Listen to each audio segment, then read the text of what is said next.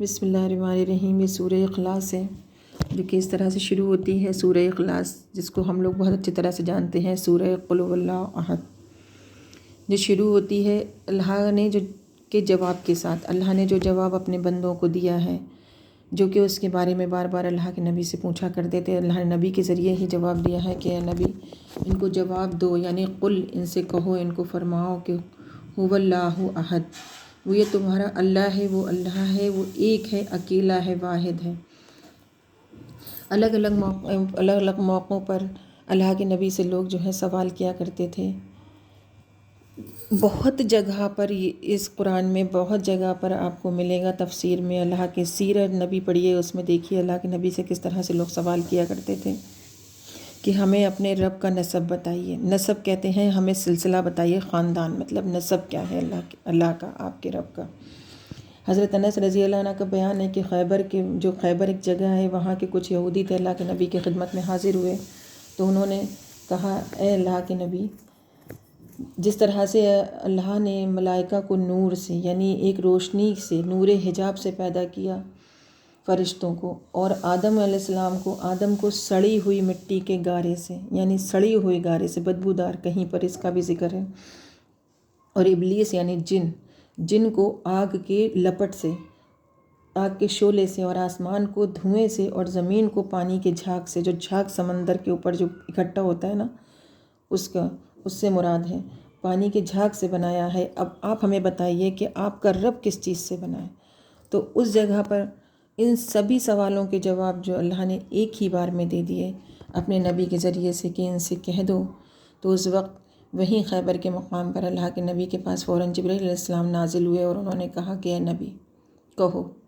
قل یعنی کہو کہ هو اللہ احد، وہ تمہارا رب ہے، وہ اکیلا ہے، تنہا ہے، اللہ الصمد، اللہ سب سے بے نیاز۔ صمد کے مطلب ہوتے ہیں بالا تر، مطلب جس سے اوپر کوئی دوسری شے ہے ہی نہیں، سب سے ٹاپ پر، سب سے بلند یعنی سب سے بالا تر، سب سے اوپر۔ اور دوسری جگہ پر معنی جو ہے صمد کے اس طرح سے بھی لیے جا سکتے ہیں کہ صمد جب کوئی پریشانی انسانوں پر آتی ہے، جانوروں پر، پیڑ پودوں پر، کسی پر، تو جس کی طرف رجوع کرتے ہیں، مالک حقیقی، سردار، جس کو سمجھ کر جب سب لوگ جس کی طرف رجوع کرتے ہیں تو وہ بھی صمد ہی ہے، کہ اللہ ہی ہے سردار واحد، مالک حقیقی، مالک الملک، ملک پوری بادشاہی اللہ کی ہے، سب کا مالک، سب کی پریشانیوں کا سننے والا۔ اور لم یلد، نہ ہی اس کی کوئی اولاد ہے، ولم یولد، اور نہ وہ خود کسی کی اولاد ہے، ولم یکن لہ کفوا احد، اور نہ ہی اس کا کوئی جوڑ ہے، نہ ہی اس کا کوئی ساتھی ہے۔ جس طرح سے لوگ کہتے ہیں کہ یہ زمین، آسمان، چاند، سورج، یہ سب عبادت کے لائق ہیں، ان کی پوجا کرتے ہیں، نہیں، واحد وہ ایک ذات، نہ ہی اس دنیا میں کوئی جانور، نہ گائے، نہ دھرتی ہماری ماتا، نہ گائے، نہ آسمان ہمارا باپ ہے، کچھ نہیں۔ مالک حقیقی صرف وہ ہے جس نے ان سب چیزوں کو پیدا کیا، جو ان سب چیزوں کا پیدا کرنے والا ہے، وہی ایک جو ذات ہے، وہی ذات پاک ہے، وہی صمد ہے، وہی سب سے اوپر ہے، سب سے بالا تر ہے۔ اس نے اپنے لیے کوئی اولاد نہیں رکھی، اور نہ ہی وہ خود کسی کی اولاد ہے۔ اس بات سے بھی بے فکر ہو جائیے، کوئی اللہ تعالیٰ کسی سے پیدا نہیں، جو اس دنیا میں پیدا ہے وہ رب ہے ہی نہیں کسی کا۔ جو پیدا ہے اس دنیا میں چیز، وہ ناپید بھی ہوتی ہے، اور اللہ کی ذات جو ہے وہ سب سے بالا تر ہے، نہ وہ خود کسی سے پیدا ہے، نہ ہی اس سے کوئی پیدا ہے۔ انسان کے دماغ میں اگر اتنی سی بات بیٹھ جاتی تو بہت آسانیاں ہو جاتی ہیں اس کے اس ٹیسٹ میں، اس ایگزام کے لیے جو ایگزام وہ لے کر دنیا میں آیا ہے، جس کا بار، جس کا وزن اپنے اوپر رکھ کے دنیا میں لے کر آیا ہے کہ یا اللہ تیرے نظام کا بول والا، یعنی جو اللہ کا دین ہے، جو یہ قرآن جو ہے دین پیش کر رہا ہے اللہ کا، وہ دین جو ہے 3 پلر ہیں اس کے۔ سب سے پہلا پلر ہے اس کا توحید، یعنی اللہ کی دعوت، اللہ کا دین، اللہ کی وحدانیت، اور دوسری چیز ہے راستہ، نبوت، رسالت، راستہ جو ہے وہ صرف نبی کا، نبیوں کا راستہ، اور نبیوں میں جو سب امام جن کو بنا دیا گیا، امام الانبیاء جن کو کہہ دیا گیا، راستہ ان کا۔ دوسری چیز ہے واحد پلر نبوت، راستہ نبی کا، اور تیسری چیز ہے آخرت، فوکس رکھنا ہے انسان کو اپنی آخرت پر، جس کے لیے وہ اس دنیا میں آیا ہے کہ اپنی آخرت کو میں بہتر بنا کے لاؤں گا۔ اور واللہ عالم، اللہ جانتا ہے جب اس دنیا سے پوری طرح سے اپنی کوششوں میں کارگر ہو کے جو انسان اس دنیا سے پہنچیں گے تو ان کا جو لیول ہوگا وہ ٹاپ لیول پہ ہوں گے، فرشتوں سے بھی اونچا مقام ہوگا انسان کا۔ لیکن اس کے لیے آپ کو کوشش کرنی ہوگی، اور آپ نے خود ایکسیپٹ کیا کہ میں ان فرشتوں سے بھی اونچا مقام اللہ سے حاصل کروں گا انشاءاللہ تعالی۔ اللہ تعالیٰ مجھے اور آپ کو کہنے اور سننے سے زیادہ عمل کی توفیق دے، اور ہماری جو توبہ کی ہم کو توفیق دے۔ اللہ، میں بار بار یہی انسسٹ کرتی ہوں کہ ہمارے جسموں میں کوئی طاقت نہیں ہے کہ ہم اپنے آپ کو نیکیوں پر لگا سکیں اور برائیوں سے یعنی گناہوں سے بچا سکیں۔ اس کی بھی طاقت کی جو دعا ہے وہ ہر وقت ولا حول ولا قوت الا باللہ العلی العظیم، اللہ ہی سے کیجیے، اللہ مددگار ہے۔ اور ہم کو جب خزانے جب اس دنیا سے جائیں گے، ہم جد و جہد کرتے ہوئے اللہ کے نظام کو قائم کرنے میں جہاد کرنے۔ جہاد جو لوگ پوچھتے ہیں جہاد کیا ہے، کہ آپ کے سامنے کسی دوسرے انسان سے بدسلوکی نہ ہو۔ سب سے پہلی آپ کی جہاد ہے اپنے آپ سے، کہ آپ کی اپنی ذات سے کسی کو کوئی تکلیف نہ ہو، آپ کی اپنی زبان سے، آپ کی اپنی آنکھ سے کہیں دیکھا اور کہیں کا کچھ دوسرے کو جا کے بتا دیا، آپ کی اپنی ناک سے، آپ کے اپنے کان سے کہیں سنا دوسری جگہ جا کر بتا دیا،